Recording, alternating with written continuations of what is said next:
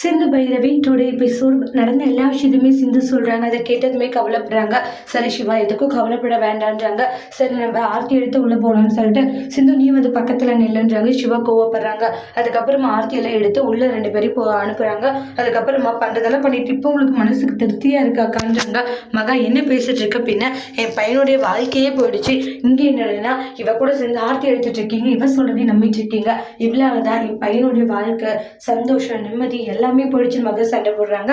அப்புறம் அதெல்லாம் ஒன்றும் இல்லவா போலன்னு சொல்லிட்டு போறாங்க. மகா பேசுறது எதுவும் பெருசா எடுத்துக்காது பைரவின்றாங்க. மகா அப்படிதான் நம்மளுக்கு தெரியாத சொல்லுன்றாங்க. அதனால கவலைப்பட வேண்டாம். ஐயோ இல்ல அத்தனை அதெல்லாம் பெருசா எடுத்துக்கலான்ற மாதிரி சொல்லிடுறாங்க. அதுக்கப்புறமா பாத்தீங்கன்னா அங்கிருந்து உள்ள போயிடுறாங்க.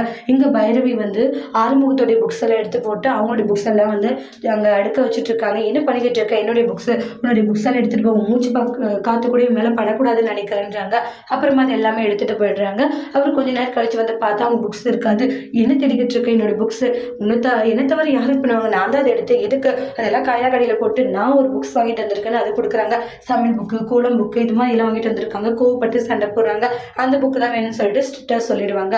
அதுக்கப்புறமா வந்து ரூம்ல டீ கார் எல்லாம் தொடச்சிட்டு இருக்காங்க. சிந்து சிவா இருந்துட்டு ரொம்ப நல்லவ மாதிரி அடிச்சுட்டு இருக்காது, பண்ற எல்லா விஷயங்களையும் பண்ணிட்டு நல்லவ மாதிரியே நடிச்சுட்டு இருக்கே அப்படின்ட்டு பயங்கரமா சண்டை போட்டுக்கிட்டு இருக்காங்க.